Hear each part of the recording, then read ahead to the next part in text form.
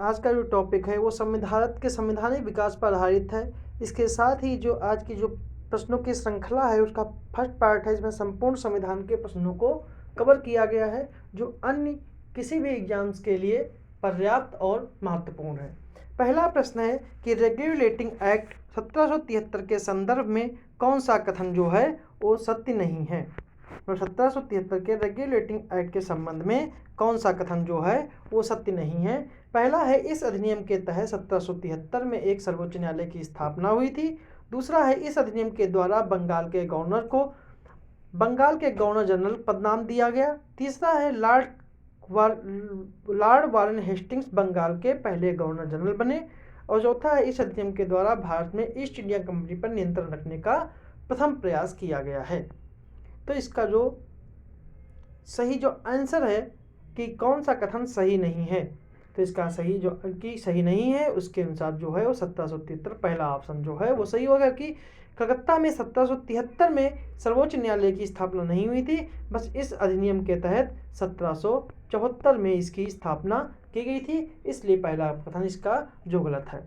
और इसी अधिनियम के तहत बंगाल के गवर्नर को बंगाल के गवर्नर का नाम बदलकर गवर्नर जनरल कर दिया गया था, ठीक है। और मद्रास और बम्बई के गवर्नरों को बंगाल के गवर्नर जनरल के अधीन कर दिया गया था। और गवर्नर जनरल की सहायता के लिए जो थे वो 4 सदस्यों वाली एक कमेटी बनाई गई, एक कमेटी का गठन किया गया और जिसके निर्णय जो थे वो बहुमत के आधार पर लिए जाते थे, ठीक है। और इसी अधिनियम के द्वारा ईस्ट इंडिया कंपनी पर नियंत्रण रखने का पहली बार प्रयास किया गया था, ठीक है। और इस अधिनियम में ही पहली बार कंपनी राज के लिए एक लिखित संविधान की शुरुआत जो है भारत में वो 1773 के साथ ही हुई। और इसी अधिनियम के द्वारा ही कंपनी के राजनीतिक और प्रशासनिक उत्तरदायित्व को स्वीकार कर लिया गया था। और रेगुलेटिंग एक्ट 1773 के द्वारा ही की कमियों को दूर करने के लिए ब्रिटिश संसद ने 1781 में एक्ट ऑफ सेटलमेंट पारित किया, ठीक है। एक एक्ट पर संशोधन अधिनियम पारित किया था, इसी को हम एक्ट ऑफ सेटलमेंट कहते हैं। 1781 का जो संशोधन अधिनियम था उसी को एक्ट ऑफ सेटलमेंट कहते हैं। अगला प्रश्न है कि पिट्स इंडिया एक्ट के 1784 के संदर्भ में निम्नलिखित कथनों पर विचार कीजिए। पहला है, इस अधिनियम के द्वारा वैध शासन व्यवस्था का प्रारंभ हुआ। दूसरा है, इस अधिनियम के द्वारा नियंत्रण मंडल नाम से एक नए निकाय का गठन किया गया जिसे व्यापार संबंधी प्रबंधन का कार्य सौंपा गया। दूसरा है, राजनीतिक संबंधी प्रबंधन का कार्य संचालक मंडल के हाथों में सौंपा गया। और चौथा है, कार्यकारी परिषद के सदस्यों की संख्या घटाकर 4 से घटाकर 3 कर दी गई। तो इसमें कौन सा कथन जो है वो सत्य नहीं है, मतलब सही नहीं है। तो इसका सही जो आंसर है कूट के आधार पर है केवल 1, केवल 2, 3, 1, 4 या फिर 1, 2, 3, 4। तो इसका सही जो आंसर है वो आपका है बी, सही आंसर जो इसका है वो आपका बी है, मतलब कि 2 और 3 जो हैं वो इसके जो कथन जो हैं वो सही नहीं है। तो 2 और 3 जो हैं वो कथन सही नहीं है, क्योंकि नियंत्रक मंडल क्योंकि इस अधिनियम के द्वारा ब्रिटिश संसद द्वारा कंपनी के राजनीतिक और व्यापारिक, मतलब जो ईस्ट इंडिया कंपनी थी, ठीक है, ईस्ट इंडिया कंपनी थी, इसके कार्यों को 2 भागों में बांट दिया गया। एक को कहा गया बोर्ड ऑफ कंट्रोल और एक आप कहा गया बोर्ड ऑफ डायरेक्टर, ठीक है। तो बोर्ड ऑफ कंट्रोल का जो था वो राजनीतिक था, ठीक है, और बोर्ड ऑफ डायरेक्टर जो था वो व्यापारिक था, ठीक है। तो इसका दूसरा और तीसरा कथन जो है वो गलत है, क्योंकि इसमें दिया गया है कि नियंत्रक मंडल बोर्ड ऑफ कंट्रोल ने व्यापार संभाला और बोर्ड ऑफ डायरेक्टर ने राजनीति संभाली। तो इसको आप उल्टा कर सकते हैं कि बोर्ड ऑफ कंट्रोल ने राजनीतिक व्यवस्था संभाली और बोर्ड ऑफ डायरेक्टर ने व्यापार संभाला, इसलिए ये कथन गलत है। और बंगाल के गवर्नर की सहायता के लिए 4 सदस्यों की स्थापना रेगुलेटिंग एक्ट 1773 में की गई थी, लेकिन इनमें से 4 से घटाकर 1 कर दी गई। इस एक्ट से संबंधित विधेयक ब्रिटिश संसद में तत्कालीन प्रधानमंत्री पिट द यंगर ने प्रस्तुत किया था। इसको प्रस्तुत किया था पिट द यंगर ने, जो प्रधानमंत्री उसमें थे, इसीलिए इस विधेयक को पिट्स इंडिया एक्ट के नाम से जाना जाता है। अगला प्रश्न है कि निम्नलिखित कथनों पर विचार कीजिए कि निम्नलिखित जो 3 है 1793, 1813, 1833, 1853 का अधिनियम, इनमें से कौन से अधिनियम चार्टर अधिनियम के नाम से जाने जाते हैं? ठीक है, केवल 1, 2, केवल 1, 2, 3, केवल 2, 3, 4 या फिर 1, 2, 3, 4। तो इसका सही जो आंसर है वो आपका है डी, 1, 2, 3, 4 जो सारे हैं वो आपके बोर्ड चार्टर अधिनियम के नाम से इन्हें जाना जाता है। मतलब कि इसके चारों जो हैं वो आपके सही हैं, क्योंकि सभी अधिनियम चार्टर अधिनियम जाने जाते हैं, क्योंकि 1786 से लेकर 1857 के बीच ब्रिटिश संसद ने कंपनी के मामले में 4 प्रमुख चार्टर अधिनियम पारित किए गए थे, और उपरोक्त चार्टर अधिनियम जो था वो 20-20 साल के अंतराल पर पारित किए गए थे। इन्हें चार्टर अधिनियम इसलिए कहा जाता है क्योंकि इन अधिनियमों के द्वारा कंपनी की आज्ञापत्र अवधि बढ़ाने के साथ साथ कंपनी के अधिकार, कंपनी और सरकार के बीच संबंध, कंपनी के भारतीय प्रशासन में समय समय पर महत्वपूर्ण बदलाव किए गए थे, इसलिए इन्हें चार्टर अधिनियम के नाम से जाना जाता है। अगला प्रश्न है कि 1813 के कौन सा कथन इसमें जो है असत्य है कि 1813 के चार्टर एक्ट के तहत ईसाई मिशनरियों को भारत में कार्य करने की अनुमति दी गई। दूसरा, 1813 के चार्टर एक्ट के द्वारा भारत में कंपनी के व्यापारिक एकाधिकार को पूर्ण रूप से समाप्त कर दिया गया। तीसरा, 1833 के चार्टर एक्ट के द्वारा गवर्नर जनरल की परिषद में चौथे सदस्य के रूप में विधि सदस्य नियुक्त किया गया। और चौथा है 1833 के चार्टर एक्ट के द्वारा बंगाल के गवर्नर जनरल को भारत का गवर्नर जनरल बना दिया गया। तो इसमें कौन सा कथन जो है वो असत्य है? तो इसका सही जो आंसर है वो आपका बी है, क्योंकि 1813 में जो चार्टर अधिनियम आया था इसके द्वारा कंपनी के एकाधिकार को समाप्त तो कर दिया, लेकिन इसमें व्यापारिक एकाधिकार को पूर्ण रूप से नहीं किया गया, क्योंकि चाय और चीन के साथ ईस्ट इंडिया कंपनी के व्यापार को अनुमति दे दी गई थी कि कंपनी का व्यापारिक एकाधिकार बना रहा। और 1833 में विधि सदस्य के रूप में चौथा सदस्य बनाया गया, ठीक है, और लॉर्ड मैकाले इसका पहला विधि सदस्य बना। लॉर्ड मैकाले था इसका पहला विधि सदस्य बना, ठीक है। और 1833 के अधिनियम के द्वारा ही बंगाल के गवर्नर जनरल को भारत का गवर्नर जनरल बना दिया गया, और गवर्नर जनरल के भारत सरकार की सरकार और उसकी परिषद भारतीय परिषद कहलाई, और लॉर्ड विलियम बेंटिक भारत के पहले गवर्नर जनरल बने। और 1833 के अधिनियम के तहत ही दास प्रथा गैर कानूनी घोषित हुई, और 1833 के अधिनियम के द्वारा ही कि किसी कंपनी के प्रदेश में रहने वाले किसी भी भारतीय को धर्म, वंश या रंग जाति के आधार पर भेदभाव नहीं किया जाएगा। तो अगला प्रश्न है कि चार्टर एक्ट 1853 में के अनुसार निम्नलिखित में से कौन सा कथन सही नहीं है? देखिए, पहला है कि चार्टर अधिनियमों की श्रृंखला में यह अंतिम अधिनियम था। दूसरा, इस अधिनियम के द्वारा सिविल सेवकों की भर्ती एवं चयन हेतु खुली प्रतियोगिता का प्रारंभ किया गया था। तीसरा, इस अधिनियम के द्वारा गवर्नर जनरल के लिए एक विधान परिषद का गठन किया गया था। और चौथा, इस अधिनियम ने भारतीय विधान परिषद को बजट पर बहस करने की शक्ति प्रदान की। तो कौन सा कथन इसमें जो है वो सत्य नहीं है? तो इसका सही जो आंसर है वो आपका डी है, क्योंकि विधान परिषद पर बजट बहस करने की जो शक्ति है वह 1853 में ना प्राप्त कर 1892 में इसे प्राप्त हुई थी, ठीक है। तो यही कथन जो है वो सही नहीं है, बाकी जो कथन हमारे हैं वो सारे सही है, लेकिन प्रश्न पूछ रहा है कौन सा कथन सही नहीं है, इसलिए डी ऑप्शन जो है वो सही होगा, ठीक है। और 1853 का जो अधिनियम है या राजलेख है, इसमें सिविल सेवकों के लिए एक प्रावधान किया गया था कि खुली प्रतियोगिता की व्यवस्था की गई थी। 1854 में भारतीय सिविल सेवा के संबंध में मैकाले समिति का गठन किया गया था। और 1853 के तहत ही बंगाल के लिए अलग लेफ्टिनेंट गवर्नर की नियुक्ति की गई थी, ताकि भारत के गवर्नर जनरल को बंगाल के शासनभार से मुक्त किया जाए, ठीक है। तो अगला प्रश्न है कि भारत शासन अधिनियम 1858 के संदर्भ में निम्नलिखित कथनों पर विचार कीजिए। पहला, इस अधिनियम के द्वारा भारत के राज्य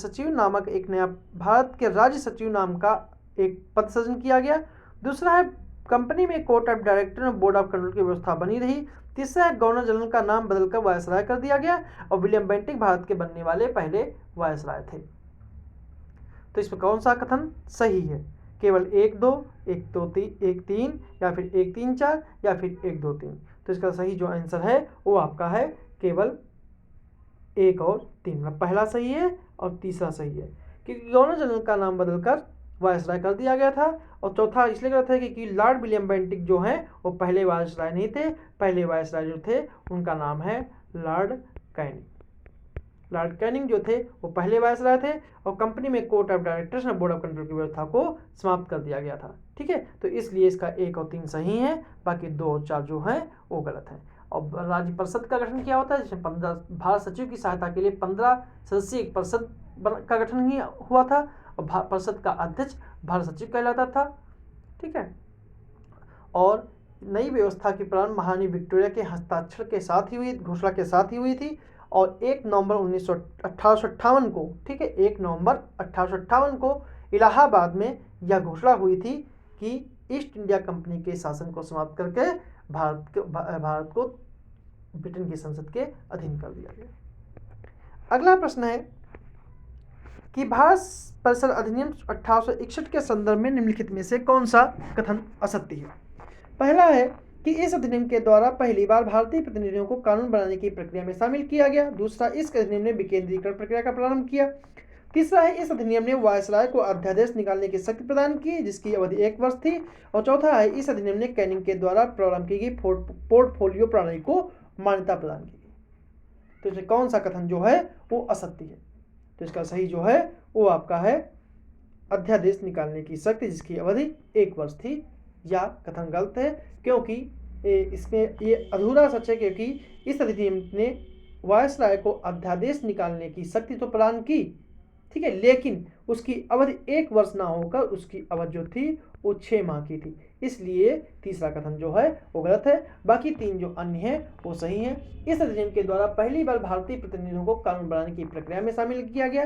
सन 1862 में लॉर्ड कैनिंग द्वारा 3 भारतीय बनारस के राजा, पटियाला के राजा और सरदिनकर राव को गैर सरकारी सदस्य के रूप में विधान परिषद में मनोनीत किया गया।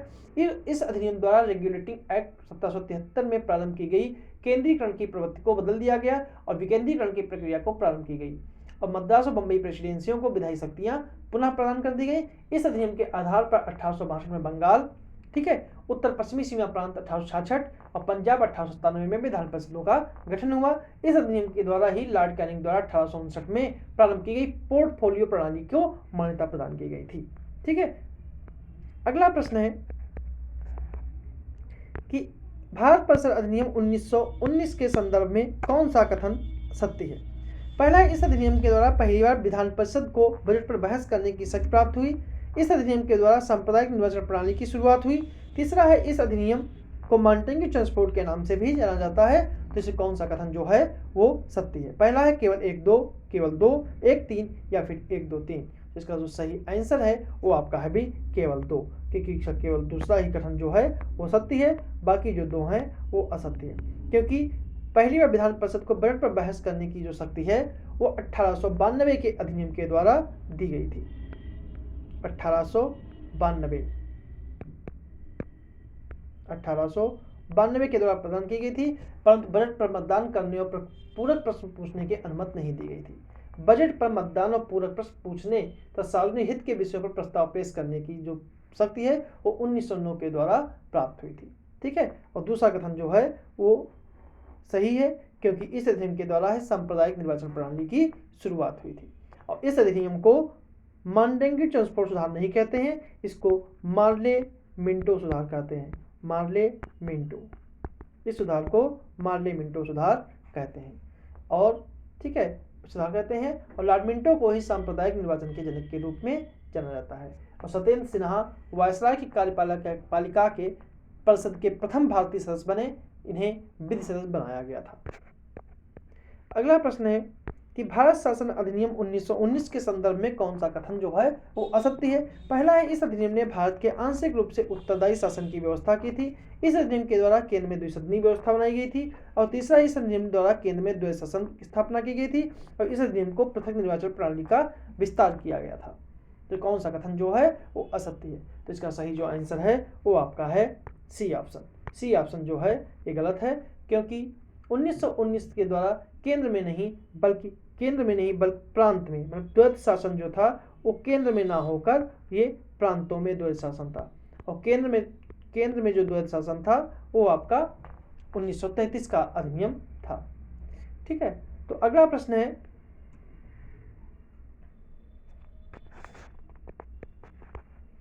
कि प्रश्न नंबर 10 की निम्नलिखित पर विचार करिए। प्रांतीय स्वतंत्रता, प्रांतों में द्वैध शासन, संघीय व्यवस्था, संघीय न्यायालय की व्यवस्था और भारतीय रिजर्व बैंक की स्थापना उपरोक्त में से कौन भारत शासन अधिनियम 1935 के संदर्भ में सही है। ऑप्शन है केवल 1, 2, 3, केवल 1, 2, 3, 4, केवल 1, 3, 4, 5 या फिर उपरोक्त सभी। तो इसका सही जो आंसर है वो आपका है 1, 3, 4, 5, मतलब इसका सही आंसर जो है वो सी है। क्योंकि प्रांतों में द्वैध शासन जो है वो 1935 के अधिनियम के साथ नहीं बल्कि 1919 के अधिनियम के तहत लाया गया था। इसलिए इसका सही आंसर जो है वो सी है, क्योंकि प्रांतों में द्वैध शासन 1919 के अधिनियम के तहत लाया गया था। ठीक है, अगला प्रश्न है कि निम्नलिखित में से कौन सा कथन सत्य नहीं है, से सही नहीं है। पहला है, भारत शासन अधिनियम 1935 के प्रावधानों के अनुरूप बर्मा को भारत से अलग कर दिया गया। दूसरा है, वर्तमान में भारत में राष्ट्रपति को अध्यादेश निर्गत करने की शक्ति भारत शासन अधिनियम 1935 से प्रेरित है। तीसरा है, भारत शासन अधिनियम 1935 में भारत के लिए एक लिखित संविधान का प्रावधान किया गया था। और चौथा है, भारत शासन अधिनियम 1935 में पहली बार प्रांतीय स्तर पर द्विसदनीय विधानमंडल की स्थापना की गई थी। कौन सा कथन जो है वो सत्य नहीं है। तो इसका सही जो आंसर है वो है सी ऑप्शन, कि भारत शासन अधिनियम में भारत के लिखित संविधान का प्रावधान किया गया था। ठीक है, जबकि भारत के लिए लिखित संविधान का जो प्रावधान है वो 1935 के अधिनियम में ना होकर क्रिप्स मिशन में किया गया था। क्रिप्स मिशन 1942 में किया गया था, ना कि। ठीक है, तो ये हमारा गलत था, तो सही बाकी सही है। जैसे 1935 के अधिनियम के द्वारा ही 1937 में बर्मा को भारत से अलग कर दिया गया। और वर्तमान में भारत के राष्ट्रपति का जो अध्यादेश अनुच्छेद 123 है वह 1935 के अधिनियम से ही प्रेरित है। और भारत शासन अधिनियम 1935 में प्रांतीय स्वतंत्रता का प्रावधान किया गया था, जिसके तहत एक प्रांतीय कार्यपालिका और प्रांतीय विधानमंडल का प्रावधान किया गया। इस अधिनियम के द्वारा ही प्रांतीय स्तर पर पहली बार द्विसदनीय विधानमंडल की स्थापना की गई थी। 6 प्रांतों में 2 सदनों की व्यवस्था थी, बंबई, मद्रास, बंगाल, बिहार, संयुक्त प्रांत और असम। भारत शासन अधिनियम 1935 श्वेत पत्र पर आधारित है, जिसमें विभिन्न गोलमेज सम्मेलनों के परिणाम स्वरूप तैयार किया गया था। अगला प्रश्न है कि संविधान सभा के विषय में निम्नलिखित कथन में कौन सा कथन सत्य है। इसकी रचना कैबिनेट मिशन के प्रस्ताव पर आधारित थी। इसका चुनाव सीमित मताधिकार के आधार पर किया गया था। और तीसरा है, इसके सदस्यों का निर्वाचन सार्वभौम वरिष्ठ मताधिकार के आधार पर किया गया था और यह एक बहुदलीय निकाय थी। कौन सा कथन सत्य है, केवल 1, 2, केवल 1, 3, केवल 1, 2, 4 या केवल 1, 3, 4। तो कौन सा कथन जो है वो सत्य है।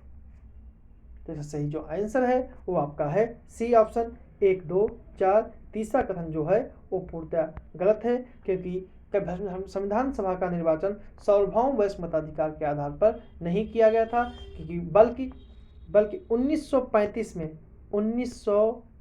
में स्थापित प्रांतीय विधानसभा के 2 सदस्यों के द्वारा अप्रत्यक्ष विधि से कराया गया था। और संविधान सभा की रचना वैसी थी जैसा कि कैबिनेट मिशन 1946 में प्रस्तावित था। इसकी सीटों की जनसंख्या का अनुपात जो था 10 लाख की जनसंख्या पर 1 सीट का प्रावधान था। इसके चुनाव में सीमित मताधिकार का प्रयोग किया गया था, जैसे कर, संपत्ति एवं शैक्षणिक योग्यता के आधार पर सीमित किया गया था। इसमें कांग्रेस और मुस्लिम लीग के अलावा छोटे छोटे दल और समूह शामिल थे, जैसे कृषक प्रजा party, communist party, unionist party. अतः संविधान सभा एक जो थी वो बहुदलीय निकाय थी। तो इसलिए केवल तीसरा चीज जो है वो गलत है, क्योंकि इसके सदस्यों का निर्वाचन सार्वभौमिक वैध मताधिकार के आधार पर बिल्कुल नहीं हुआ था। अगला प्रश्न है, निम्नलिखित में से कौन सा कथन असत्य है? पहला है, संविधान सभा ने अनेक समितियों के माध्यम से कार्य किया था। दूसरा है, संविधान सभा के प्रथम अध्यक्ष डॉक्टर राजेंद्र प्रसाद थे। उद्देश्य प्रस्ताव जवाहरलाल नेहरू द्वारा प्रस्तुत किया गया था और संविधान सभा में सभी समुदायों को पर्याप्त प्रतिनिधित्व दिया गया था। कौन सा कथन जो है वो असत्य है? इसका जो गलत सही आंसर है कि संविधान सभा मतलब कि कौन सा कथन असत्य है, तो इसका जो सही आंसर है वो है आपका बी, कि संविधान सभा के पहले अध्यक्ष डॉक्टर राजेंद्र प्रसाद नहीं थे, क्योंकि संविधान सभा की जो पहली बैठक है, संविधान सभा की पहली बैठक हुई थी 9 दिसंबर 1946। ये संविधान सभा की पहली बैठक थी और इस बैठक में जो अध्यक्ष थे वो थे सच्चिदानंद सिन्हा पहले अध्यक्ष थे और 11 दिसंबर को 1946 को डॉक्टर राजेंद्र प्रसाद को संविधान सभा का अध्यक्ष बनाया गया था, जो कि उद्देश्य प्रस्ताव 13 दिसंबर 1946 को जवाहरलाल नेहरू ने प्रस्तुत किया था, जिसे संविधान सभा ने 22 जनवरी 1947 में पारित कर दिया गया था और संविधान सभा में सभी समुदायों को उचित प्रतिनिधित्व प्रदान किया गया था। संविधान सभा में 15 महिलाएं सदस्य थी, 28 अनुसूचित जाति के सदस्य थे। ठीक है, और संविधान सभा में कह सकते हैं कुछ बातें इंपॉर्टेंट हैं, जैसे कि संविधान सभा जो है कैबिनेट मिशन के अनुसार कुल संख्या 389 होनी थी, परंतु भारत विभाजन के बाद संविधान सभा की सदस्य संख्या घट के 299 रह गई और 26 नवंबर 1949 को 284 सदस्य उपस्थित थे और अंतिम रूप से पारित संविधान पर हस्ताक्षर जो है वो 284 सदस्यों ने ही किए थे। अगला प्रश्न है कि निम्नलिखित कथनों पर विचार करिए। पहला कथन है, संविधान सभा के द्वारा राष्ट्रीय ध्वज जो राष्ट्रीय ध्वज है, ठीक है, संविधान सभा के द्वारा राष्ट्रीय ध्वज के प्रारूप को 22 जुलाई 1947 को अपनाया गया। दूसरा है, राष्ट्रीय ध्वज के बीच में चक्र में कुल 24 तीलियां हैं और राष्ट्रीय ध्वज की लंबाई चौड़ाई का अनुपात 4:3 है। इनमें से कौन सा कूट के आधार पर चयन कीजिए, केवल 1-2, केवल 2, केवल 2-3 या फिर 1-2-3-4। तो इसका सही जो आंसर है वो आपका है तीसरा जो है वो गलत है, इसलिए इसका सही जो आंसर है वो आपका ए ऑप्शन है। तीसरा जो है वो गलत है, क्योंकि भारतीय संविधान के राष्ट्रीय ध्वज के लंबाई चौड़ाई का अनुपात 4.3 ना होकर 3:2 है। ठीक है, संविधान सभा की कुल बैठकें जो थी वो 12 बैठकें थी। संविधान सभा की बैठकों की संख्या कुल कितनी थी? वो 12 थी। अंतिम बैठक जो हुई थी वो 24 जनवरी 1950 को हुई थी। अंतिम बैठक 24 जनवरी 1950 को हुई थी, जब सदस्यों ने संविधान पर हस्ताक्षर किए थे। चौथे अधिवेशन, जब संविधान सभा का चौथा अधिवेशन जो था, जो 22 बैठकें थी, उसमें जो चौथी बैठक थी जो हुई थी 22 जुलाई 1947 को। ठीक है, संविधान सभा को 22 जुलाई 1947 को स्वीकार किया गया था। राष्ट्रीय ध्वज के चक्र में कुल 24 तीलियां हैं। ठीक है, और ग्रेनविन ऑस्टिन ने अपनी पुस्तक द इंडियन कॉन्स्टिट्यूशन में लिखा है कि भारत की संविधान सभा एक दलीय निकाय है, सभा ही कांग्रेस है और कांग्रेस ही भारत है। लॉर्ड विस्काउंट ने संविधान सभा को हिंदुओं का निकाय कहा। विंस्टन चर्चिल के अनुसार संविधान सभा ने भारत के केवल एक बड़े समुदाय का प्रतिनिधित्व किया और आइवर जेनिंग्स के अनुसार भारतीय संविधान निर्माताओं ने भारतीय संघ में अल्पसंख्यक हित और भावनाओं को न्यूनतम रखने का प्रयास किया। अगला प्रश्न है, निम्नलिखित कथन में कौन सा कथन असत्य है? पहला है, भारतीय संविधान को बनने में 2 वर्ष 11 माह 18 दिन लगे। दूसरा है, भारतीय संविधान के निर्माण होने तक सभी संविधान सभा की कुल 11 बैठकें आयोजित की गई थी। तीसरा है, संविधान सभा ने राष्ट्रगान को 26 जनवरी 1950 को अपनाया। और चौथा है, संविधान सभा निर्माण संबंधी विचार सबसे पहले 1934 में प्रस्तुत किया गया था। तो कौन सा कथन जो है वो असत्य है? इसका जो सही जो आंसर है कि कौन सा सत्य है, तो वो है सी ऑप्शन। ठीक है, क्योंकि संविधान सभा द्वारा राष्ट्रीय गान और राष्ट्रीय गीत दोनों को 24 जनवरी 1950 को अपनाया गया। 24 जनवरी 1950 को अपनाया गया था, इसलिए तीसरा कथन जो गलत है। भारतीय संविधान को बनने में 2 वर्ष 11 माह 18 दिन लगे। इसमें संविधान सभा की कुल 11 बैठकें आयोजित की गई। पहली बैठक जो हुई थी वो 9 से लेकर 23 दिसंबर 1946 तक हुई थी, और 11वीं बैठक जो हुई थी वो 11वीं जो बैठक थी वो हुई थी 14 नवंबर से लेकर 26 नवंबर तक हुई थी। ठीक है, 26 नवंबर तक हुई थी। और संविधान सभा की अंतिम बैठक 24 जनवरी 1950 को हुई थी। नई संसद के निर्माण तक संविधान सभा ही अंतरिम संसद के रूप में कार्य करती रही। भारत में संविधान सभा का गठन का जो पहला विचार था वो 1934 में M.N. रॉय ने रखा था। M.N. रॉय ने रखा था। ठीक है, परंतु भारतीयों की ओर से संविधान सभा की मांग की पहला प्रयास 1934 में स्वराज पार्टी के द्वारा की गई थी। इसके बाद 1935 में भारतीय राष्ट्रीय कांग्रेस ने, ठीक है, इसकी आधिकारिक रूप से संविधान सभा के गठन की मांग की थी। अगला प्रश्न है कि निम्नलिखित में से कौन सा प्रारूप समिति का सदस्य नहीं था। ऑप्शन है JB कृपलानी, सरदार पटेल, गोपाल स्वामी अयंगर, आह्लाद कृष्ण स्वामी अय्यर या फिर TT कृष्णाचारी।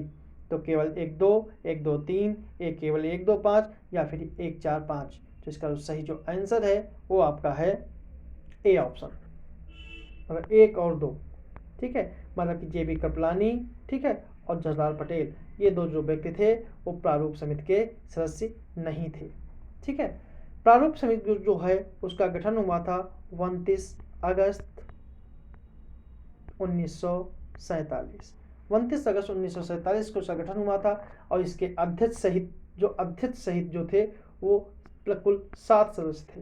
7 सदस्यों में डॉक्टर भीमराव अम्बेडकर, N. गोपाल स्वामी अयंगर, आह्लाद कृष्ण स्वामी अय्यर, KM मुंशी, सैयद मोहम्मद सादुल्ला, N. माधवराव, जिनके बीमारी के कारण उन्हें त्यागपत्र दे दिया था, और BL मित्र के स्थान पर इनको नियुक्त किया गया था। BL मित्र ने अपना स्वास्थ्य के कारणों से अपना इस्तीफा दे दिया था।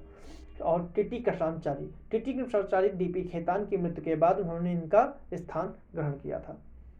अगर हम बात करें कुछ संविधान के अन्य बातों की, तो BN राव जो थे वो संविधान सभा के संवैधानिक सलाहकार थे। ठीक है, उन्होंने ही संविधान का पहला प्रारूप तैयार किया था, और जो BN राव के द्वारा जो तैयार हुआ था, इसमें कुल मिला के 243 अनुच्छेद थे और 13 अनुसूचियाँ थी। ठीक है, और KM मुंशी संविधान प्रारूप समिति के एकमात्र कांग्रेसी सदस्य थे, और डॉक्टर भीमराव अंबेडकर संविधान सभा में बम्बई प्रेसिडेंसी से निर्वाचित हुए थे। अगला प्रश्न है, सूची को सम्मिलित करना है कि सूची 1 और सूची 2 में मतलब कि किस समिति के अध्यक्ष कौन थे। जैसे संचालन समिति, प्रांतीय संविधान समिति, संघीय संविधान समिति या मूल अधिकार उप समिति। तो इसका सही जो आंसर है कि जो है वो आपका है कि संचालन समिति के सदस्य कौन थे, अध्यक्ष कौन थे। संचालन जो समिति थी उसके जो अध्यक्ष थे वो डॉक्टर राजेंद्र प्रसाद थे। ठीक है, फिर है प्रांतीय संविधान समिति। प्रांतीय संविधान समिति के जो अध्यक्ष थे वो सरदार पटेल थे।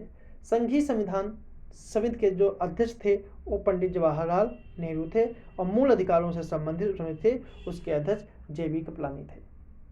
ठीक है, तो इस आधार पे जो हमारा सही जो आंसर है वो है हमारा सी ऑप्शन।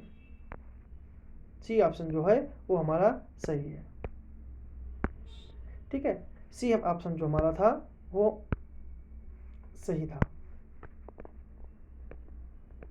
सी ऑप्शन जो है वो सही है। कुल मिला के 8 बड़ी समितियां थीं और इसमें बाकी अन्य छोटी थी। अगला प्रश्न है कि भारत और अमेरिका के संविधान के विषय में निम्नलिखित में से कौन सा प्रावधान एक समान है। दोनों में एकल नागरिकता का प्रावधान है। दूसरा है दोनों में एक ही न्यायपालिका पाई जाती है। तीसरा है दोनों के संविधान में 3 सूचियां हैं। चौथा है संविधान के निर्वाचन के लिए एक स्वतंत्र न्यायपालिका पाई जाती है। कौन सी व्यवस्था जो है वो एक समान है। तो इसका सही जो आंसर है वो है डी ऑप्शन, क्योंकि भारत के संविधान और अमेरिका के संविधान में यही एक समानता सबसे बड़ी है कि दोनों के जो संविधान की व्याख्या करने का अधिकार न्यायपालिका को दिया गया है। भारत में एकल नागरिकता है जबकि अमेरिका में दोहरी नागरिकता पाई जाती है। ठीक है, वहाँ केंद्र और राज्य की अलग अलग नागरिकता है। भारत में इकहरी न्यायपालिका है, जबकि अमेरिका में न्यायपालिका की द्वैतता है, अर्थात केंद्र और राज्य की अपनी अपनी न्यायपालिका है, जबकि भारत में केवल इकलौती इकहरी न्यायपालिका है। भारत के संविधान में 3 प्रकार की सूची है, संघ सूची, राज्य सूची, समवर्ती सूची, जबकि अमेरिका में संघ से संबंधित विषयों को लिख दिया गया है और शेष शक्तियाँ जो हैं वो राज्य को सौंप दी गई हैं, जबकि भारत में अवसर शक्तियाँ केंद्र के पास हैं, जबकि अमेरिका में राज्यों के पास है। लिखित संविधान का प्रारंभ अमेरिका से हुआ, पर अमेरिका का संविधान विश्व का सबसे छोटा लिखित संविधान है, जिसके मूल संविधान में केवल 7 अनुच्छेद हैं। वहीं भारत का संविधान सबसे बड़ा लिखित संविधान है, जिसके मूल संविधान में 395 अनुच्छेद, 22 भाग और 8 अनुसूचियाँ थी, जो कि वर्तमान में बढ़कर 12 अनुसूचियाँ हो गई हैं। अगला प्रश्न है कि भारत और ब्रिटिश के संविधान के संदर्भ में कौन सा कथन जो है वो सत्य है। ठीक है, कौन सा कथन जो है वो सत्य है। पहला है कि दोनों देशों में संसदीय प्रणाली का प्रावधान है। दूसरा है दोनों देशों में स्वतंत्र न्यायपालिका का प्रावधान है। तीसरा है दोनों देशों में संघात्मक व्यवस्था का अपनाया है। और चौथा है कि दोनों देशों ने नम्य या लचीला संविधान अपनाया है। तो कौन सा कथन जो है वो सत्य है। तो इसका सही जो आंसर है वो आपका है ए ऑप्शन, कि दोनों देशों ने संसदीय प्रणाली का प्रावधान है। तो ए ऑप्शन इसका सही है, क्योंकि भारत और ब्रिटेन में संसदीय प्रणाली को अपनाया गया है। इसमें वास्तविक एवं नाममात्र कार्यपालिका का प्रावधान है। सामूहिक उत्तरदायित्व प्रणाली को अपनाया गया है, अर्थात कार्यपालिका जो है वो विधानमंडल के प्रति उत्तरदायी रहती है, जबकि अमेरिका जो है उसमें अध्यात्मक प्रणाली को अपनाया गया है। भारत और अमेरिका में संघात्मक प्रणाली, क्योंकि संसदीय प्रणाली भारत अमेरिका में संघात्मक प्रणाली को अपनाया गया है, जबकि ब्रिटेन में एकात्मक प्रणाली को अपनाया गया है। भारत और अमेरिका के संविधान के व्याख्या के लिए एक स्वतंत्र न्यायालय का प्रावधान है, जबकि ब्रिटेन में स्वतंत्र न्यायपालिका का अभाव है। इसलिए भारत और अमेरिका में न्यायिक पुनरावलोकन का प्रावधान है, जबकि ब्रिटेन में ऐसा नहीं है। ठीक है, ब्रिटेन में ऐसा नहीं है। ठीक है, ब्रिटेन की संसद ही सबसे प्रभावशाली है। अमेरिका का संविधान जो है कठोर संविधान का उदाहरण है। ठीक है, अमेरिका का संविधान कठोर संविधान का उदाहरण है, जबकि ब्रिटेन का संविधान नम्य संविधान का उदाहरण है। और भारत में कठोर और नम्यता दोनों का मिश्रण है। भारत में गणतंत्रात्मक प्रणाली को अपनाया गया है, क्योंकि भारत में राष्ट्रपति का चुनाव जनता के द्वारा प्रत्यक्ष विधि से होता है, जबकि ब्रिटेन में राजतंत्र के प्रणाली को अपनाया गया है, क्योंकि वहाँ सम्राट का चुनाव वंश परंपरा के द्वारा किया जाता है। तो ये अगला हमारा प्रश्न है कि संविधान के लक्षण संबंधित देश। ठीक है, कि समवर्ती सूची कहाँ से ली गई है, संघात्मक व्यवस्था कहाँ से ली गई है, उपबंध कहाँ से, आपात उपबंध कहाँ से लिए गए हैं और मूल कर्तव्य कहाँ से लिए गए हैं। तो इसका जो सही जो आंसर है वो है समवर्ती सूची। समवर्ती सूची जो कहाँ से ली गई, समवर्ती सूची जो है वो ऑस्ट्रेलिया के संविधान से ली गई है। समवर्ती सूची जो है वो ऑस्ट्रेलिया के संविधान से ली गई है। ठीक है, जो समवर्ती सूची। ठीक है, और समवर्ती सूची का मतलब है कि जो भाई 3 सूचियां हैं, संघ सूची, राज्य सूची, समवर्ती सूची। संघ सूची पर कानून केंद्र सरकार बनाती है और राज्य सूची पर विधानमंडल बनाता है, और समवर्ती सूची पर दोनों बना सकती हैं। लेकिन अगर दोनों में टकराव होता है तो केंद्र का कानून ही माना जाएगा। फिर है संघात्मक व्यवस्था। संघात्मक व्यवस्था जो है वो कनाडा से लिया गया है। ठीक है, कनाडा के संविधान में से ही केंद्र के साथ संघीय व्यवस्था, अवशिष्ट शक्तियां और केंद्र द्वारा राज्यपाल के नियुक्ति के प्रावधानों को अपनाया गया है। अगला है आपात उपबंध। आपात उपबंध जो है वो जर्मनी से लिए गए हैं। जर्मनी के संविधान को वीमर संविधान कहा जाता है और वहीं से आपात उपबंध लिए गए हैं। और मूल कर्तव्य जो है रूस से लिए गए हैं, जो कभी पूर्व में सोवियत संघ के नाम से जाना जाता था। ठीक है, तो इस प्रकार जो सही जो आंसर हमारा जो है वो हमारा सी ऑप्शन हो जाएगा। लेकिन जैसे कि संविधान संशोधन कहाँ से लिया, संविधान संशोधन जो है वो साउथ अफ्रीका से लिया गया है। गणतंत्र जो है वो हमारा फ्रांस से लिया गया है। गणतंत्र व्यवस्था जो है वो फ्रांस से ली गई है। राज्य के नीति नेतृत्व जो है वो आयरलैंड से लिए गए हैं। राज्य के नीति नेतृत्व आयरलैंड से लिए गए हैं और आयरलैंड से ही राज्यसभा में 12 सदस्यों का मनोनयन जो राष्ट्रपति करता है वो लिया गया है और राष्ट्रपति के निर्वाचन की पद्धति भी आयरलैंड से ही ली गई है। ब्रिटेन के संविधान से संसदीय प्रणाली, विधि का शासन, विधायी प्रक्रिया, मंत्रिमंडल प्रणाली और एकल नागरिकता अपनाई गई है।